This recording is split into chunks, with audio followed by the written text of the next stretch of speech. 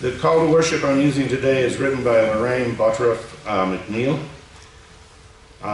Today is Father's Day, a day in which we honor and offer gratitude for our fathers in whatever form or fashion they come into our lives.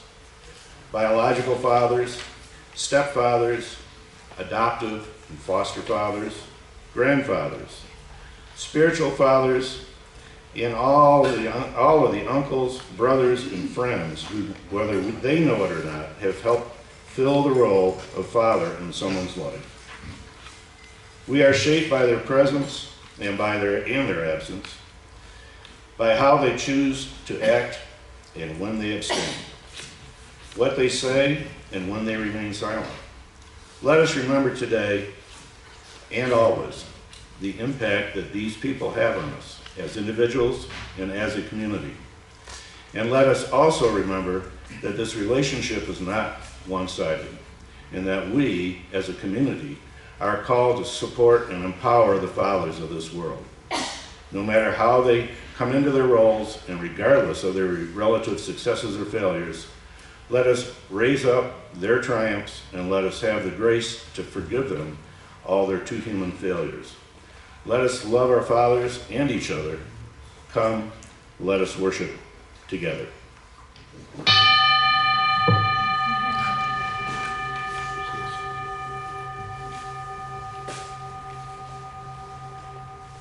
For our chalice lighting today, we have a poem by Peter Fredericks. For sleepless nights, awaiting the curfew breakers. For anxious hours as driving instructor. For hours spent on sidelines cheering. For watching school plays and sometimes resting our eyes. For the pressures of breadwinning and wait till your father gets home.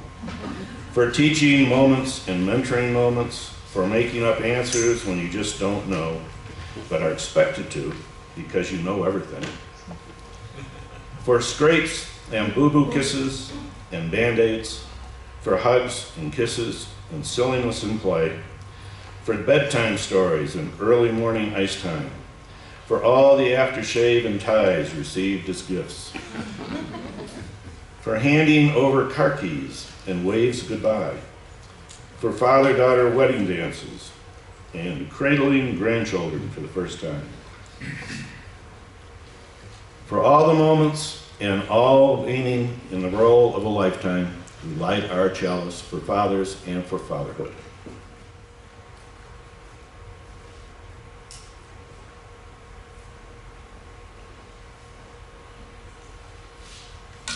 So our story this morning is about a father and a daughter.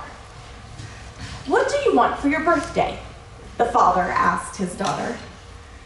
She wrinkled up her nose and scrunched her eyes, and she thought really hard. Do you want a doll? No. Do you want a new dress? No. A tea set? A pony? No. Daddy, I have to think. I want this year to be a special year. A year to remember. I have to think. So he let her think. A few days went by, and he said, okay, do you know what you want for your birthday? She said, no, Father, I'm still thinking. She thought of chocolate and bonbons, new dresses and hats, kid boots, lace collars, but none of these were things that she wanted. She wanted it to be special.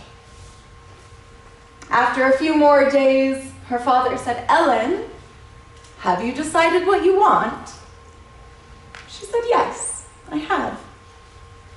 I have a riddle that will tell you what it is that I want for my birthday. The riddle is this: you cannot buy it, for it is worth all that you have, but only you can give it. Her father thought for a second, and he said, okay, I need to repeat this back, make sure I got it right. I cannot buy it because it is worth all that I have, but only I can give it? Yes, she said. "Okay," said her father, "I will think about this. I will figure out what it is, because this will tell me what you want for your birthday." So the weeks went by and her birthday party rolled around, and there was no gift at the party from her father, but Ellen was expecting this. After all the presents had been opened, her father called her over and said, "Sit on my lap." So Ellen climbed onto the armchair and into her father's lap. "My present for you," he said, "is very special. I hope it is what you wanted.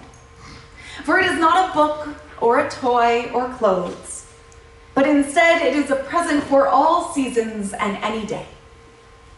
This year, your birthday present from me is for just us to spend some time together every week. For you are my very special daughter, and I love you very dearly." Ellen hugged her father and said, "Oh, Daddy, I'm so glad I knew you would figure out the riddle." Because her father said, "You cannot buy it, for it is worth all that you have, but only you can give it." He said, "It took me a long time to work out the answer, but when I did, I knew what gift you wanted. For the answer is simple. Have you figured out what it is? Yourself. Give yourself."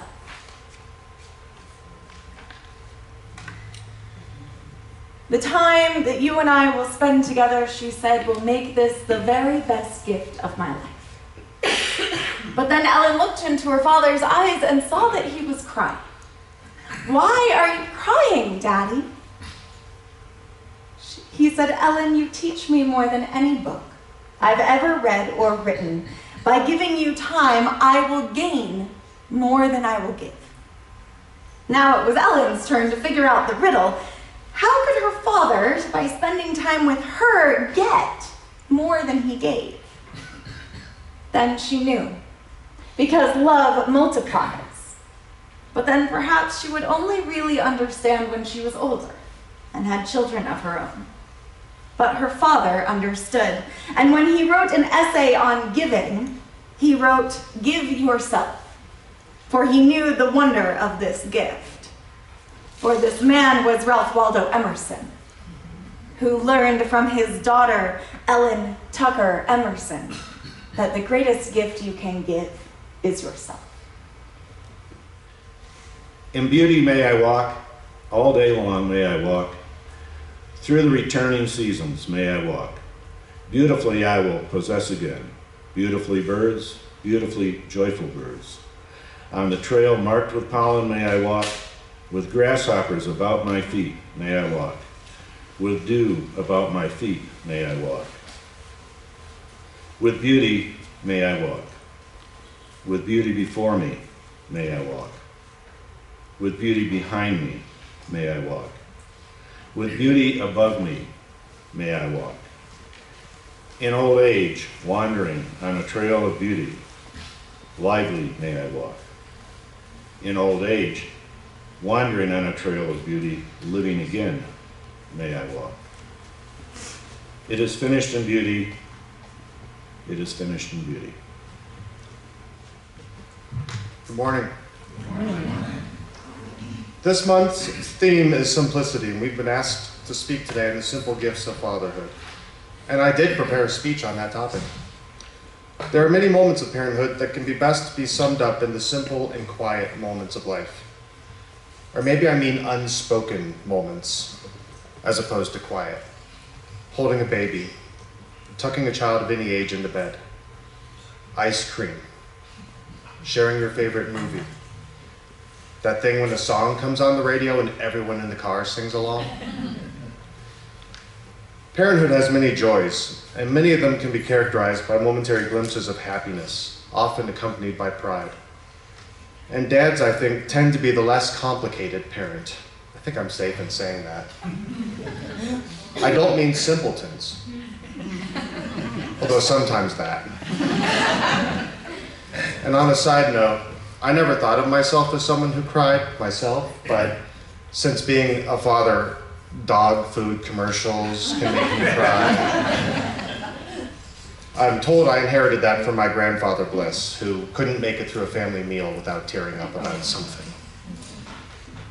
But the idea of Father's Day makes me think of TV dads. Father Knows Best, My Three Sons, Andy Griffith, Family Ties, and John Goodman on Roseanne. Guys you wish had been your father. I know that I'm no Mike Brady. Sometimes I do feel like Herman Munster. That's a different thing, I guess. Most of us do fit that mold, though. I mean, let's see. Love your kids, hold down a steady job most of the time, have a good marital relationship most of the time. And what else? Telling bad jokes. In my family, I do all that, especially the bad jokes. But those TV dads, I think, are most notable for dispensing sage advice. I often play the role of peacemaker in my family. And maybe it's because I'm good at boiling down conflict to a manageable level, keeping everyone focused on the big picture rather than who said what to whom using what tone of voice. It's hard to keep a rational head when feelings are hurt, and dads get their feelings hurt too, even if we're pretty good at playing it off sometimes. We use bad jokes to cover. I wrote about all those things in my original draft, and really focused on the idea of dad's friendship being the most important gift of fatherhood. I asked my youngest son, Lex, for his feedback on the gifts he's received from me. He responded that he most valued me as someone he could ask questions to and not feel judged. I think that's such a great thing. We all need people and friends like that in our lives. Moms give advice too, but let's be honest, it's not always the advice you want to hear. Sometimes unsolicited. Dads just have a way of making that guidance seem a little less like criticism, perhaps, and more like, well, sage advice. But I threw that first draft away. The real world doesn't feel like Ward Cleaver, teaching the Beeve how to play baseball and use good table manners. Parenthood isn't simple, not at all. It's confusing, frustrating. Often we as parents don't know what to do, how to make the right choices for our kids or for us. And well, children are often ungrateful punks, especially teenagers. In fact, asking the father of two teenagers to speak today may have been a terrible, terrible mistake.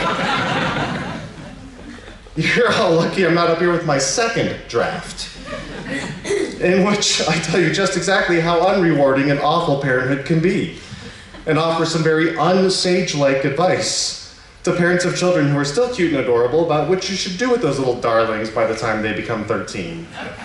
Continue to behave like little brats. Yeah, I think that's the Homer Simpson TV father in me coming out. But I digress. Maybe the things we're talking about in this month's theme help. Decluttering our lives, saying no to the PTA and coaching Little League, remembering the simple joys. I don't know, meditation maybe. I don't know if there's a big trophy at the end of it all where you really do earn that #1 dad spot, where your kids come back and say, you were great, thanks for everything, and sorry about making it so hard sometimes. I don't know that I ever said those words to my father before he passed away. Even gratitude can be complicated. But that's life, right? No relationship is easy. Many of us have weird emotional things with our friends and coworkers, not to mention our parents or our children. I'm just going to keep telling jokes, offering advice whether it's heated or not, and loving my family.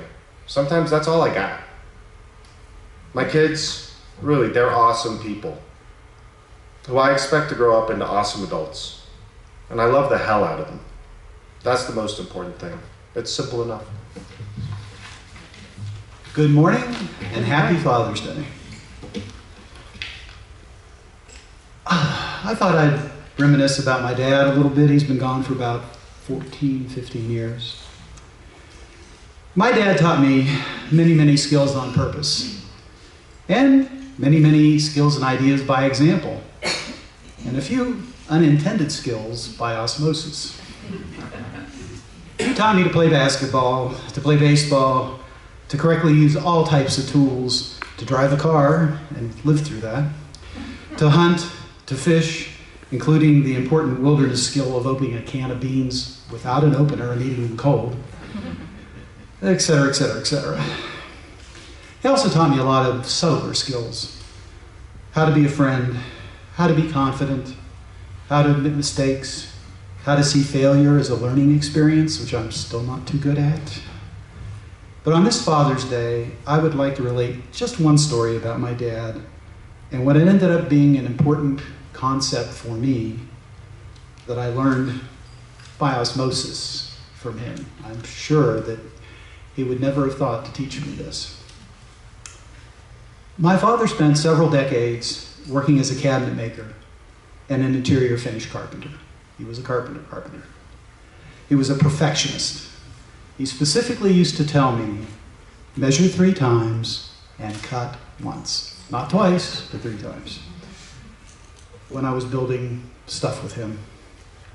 It did sometimes take longer this way, but it was the only way that he was comfortable working, and the results were spectacular. The story is, one day my mother found at a garage sale the perfect dining room set to replace our Danish modern, if any of you remember that blonde colored stuff that we used to have, dining room.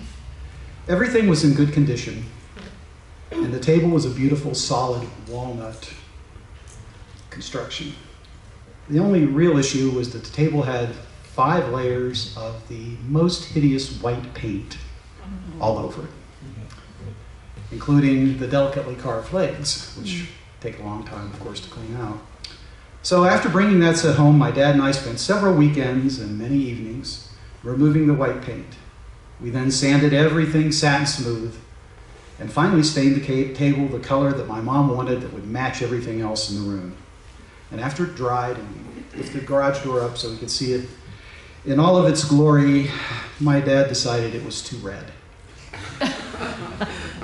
And my mom said, oh yeah, okay, it's too red. So, we spent several weekends and evenings removing the 2 red stains, sanding everything satin smooth, and finally staining the table another slightly less red color. After it dried and lifted the garage door up and looked at it, my dad decided it was still too red. But we went and got my mother. My mother looked at it, decided it was just fine, and told my dad that it was wonderful enough to take upstairs and put in the dining room. So later, as we were sitting on the lawn, watching the cars go by, drinking some iced tea, I was about 11, so we hadn't gotten to beer yet. I asked my dad, I said, you know, how do you feel about the table? And he said, son, if your mom thinks the table is perfect, it is perfect. So the ideas that I carried away from that actually ended up impacting my life significantly. I learned that sometimes a good idea now is worth a much more perfect idea later. I use this principle in my work. I was an engineering manager for way too long, and I learned to balance the requirements of the customer and the marketing people for perfection with the knowledge that sometimes it was necessary to produce something that would do the job well now and not perfectly maybe next year or next decade. Thanks, Dad. My little talk will be a little bit different. For me, ever since the birth of my first daughter 43 years ago, every day is Father's Day. The status of being a father is something that I cherish, revere, and hold with a great sense of gratitude. Being a father is part of my identity and self-concept, and as hard as it is to say for this old empiricist, it's an awe-provoking spiritual thing. When I was asked to write something about fatherhood for today's service, a flood of memories emerged from my now somewhat age-impaired repository of life experiences. The joyful experiences came back easily, but the challenges and uncomfortable ones took some mental straining to bring back to my consciousness. Now I'm just going to share some sort of anecdotes. We lived in Davis, California when our first daughter was born. The terrain is flat and bicycle lanes provided safe pedaling to nearly everywhere you'd want to go. As soon as she was old enough for one of those baby backpacks, we rode all over town doing errands such as going to the bank, the hardware store, and this big Payless store that's sort of like a Target. In addition to creating a physical bond between dad and daughter, she drew lots of attention from the other shoppers and people waiting in the banking line. And even today, she remains an attention-garnering extrovert. Crisis punctuated the birth of our second daughter, Susie.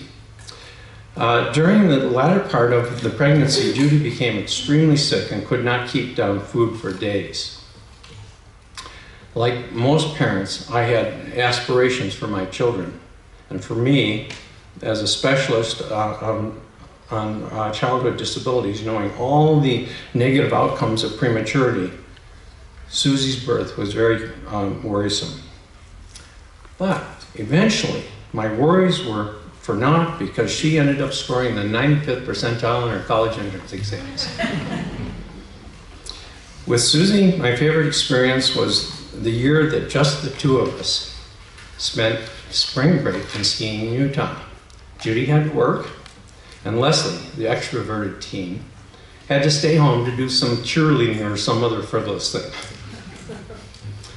I loved playing with my children and spending time with them throughout their years. Sacrifices of time spent going to performances and games could be a bit tedious at times, but nonetheless, it gave us a sense of family. Although the tearing thing is not working for me. Although I did not appreciate at the time, it was worth getting up at 5:30 a.m. to drive them to swimming practice.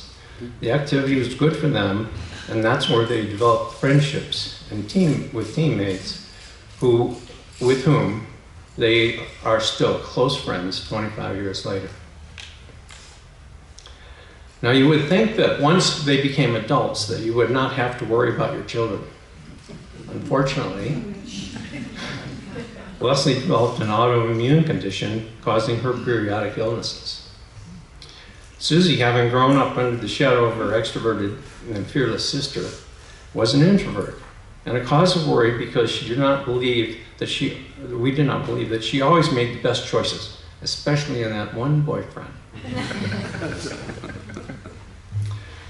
I mentioned to Joey Vegas one day after the concert that he and his daughter provided here, where the daughter sang the song, "I Don't Hate You Much Anymore." So I shared with him that when the daughter turns 23, that his IQ would go up 15 points. That's about the same age that my daughters began to see me and my wife as sources of good advice.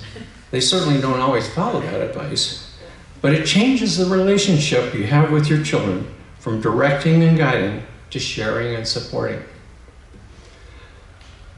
At this stage in their lives, I look forward to any opportunity I can give to give them a helping hand, including being a handyman service for my daughter's money pit house in Washington, D.C., where I have a whole set of tools there, by the way.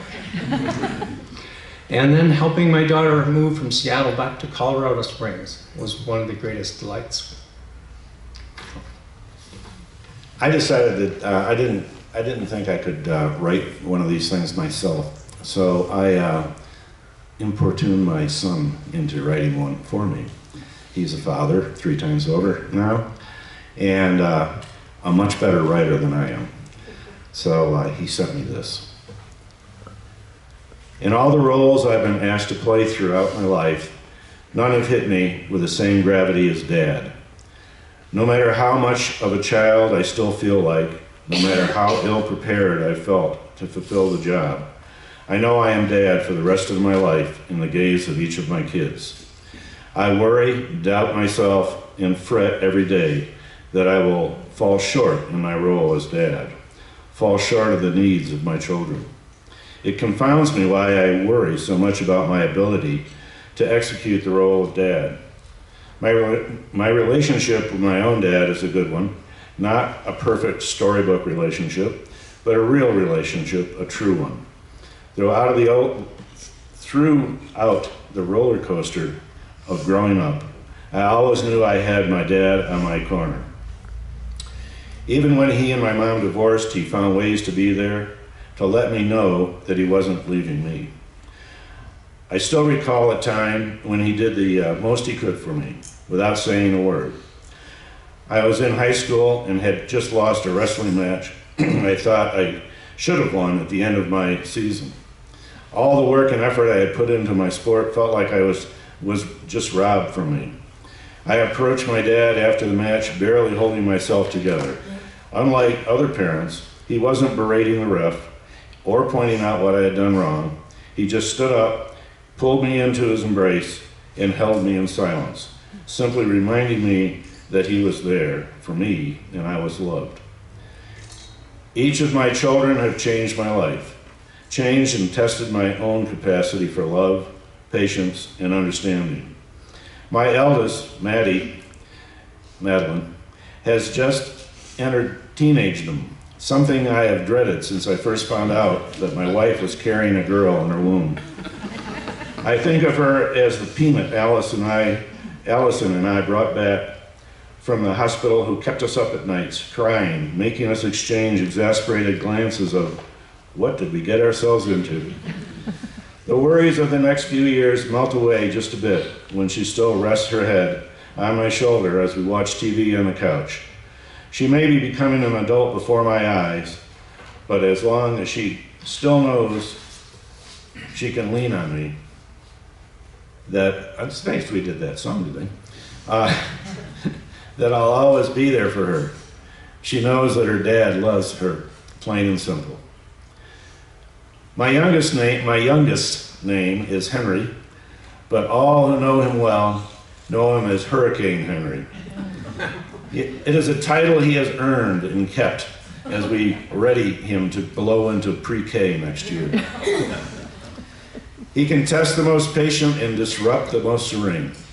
Spend a day with him and you'll feel as though you've run a marathon while carrying a boulder. No matter how exhausted I am after coming home from work, I know that Allison has been put through more than I can imagine. Just keeping the house intact and Henry alive. He is so fun though. I can't wait to see him grow and become the little person I see glimpses of each day. Joyous, thoughtful, and full of life. I just need to make sure we all simply survive the hurricane. My middle child, Jacob, probably shook my beliefs in who I was as a dad most of all. When he was 3, Allison began expressing concerns about his development. I felt she was overreacting to small worries. Mainly to make her feel better, I took him in to be tested for developmental problems. Jacob was doing a behavioral exam with a therapist while I was filling out a questionnaire designed to diagnose autism. It slowly dawned on me as I checked the no box to nearly every developmental milestone how blind I was being. Just then the therapist was trying to engage Jacob in pretend play with a Play-Doh birthday cake as part of her exam. "Yum, it's good, Jacob, don't you think so?" the therapist said. Jacob looked at her, confused, then took a big bite of the Play-Doh cake and spit it up all over himself. All I could think was, that did not score well. After his diagnosis, I misguidedly believed it was my duty as a dad to help cure him of autism. Through years of behavioral, occupational, and speech therapy, I've learned that it's about giving him better tools to cope with life, not just about curing him. He is Jacob. He is autistic. He is awesome. He is sweet, fun, and smarter than most anyone realizes. My job is not to cure him. My job is to help him be Jacob, to simply be his dad. I may fret and I may worry, but I also rejoice. I play, I listen, I teach, I learn, I love. And deep down, I know it's not a role I play, it's who I am. I am Dad. Like the cosmic dust following after a great Perseid meteor, we are the living remnants of time and all that has come to pass in its wake. Briefly shining lights on the way to eternity, we are only visible to the naked eye for an instant. Take this moment to shine like the stardust you are. May the light of our time on earth shine to bless the world and each other. Shine, shine, shine. That was by Mary Edis. And I suppose I should have had you remain standing because now I'm going to ask you to stand for our closing affirmation. Nurtured by this community, inspired by all that we share, may our actions carry this love forward into our lives and into the world every day.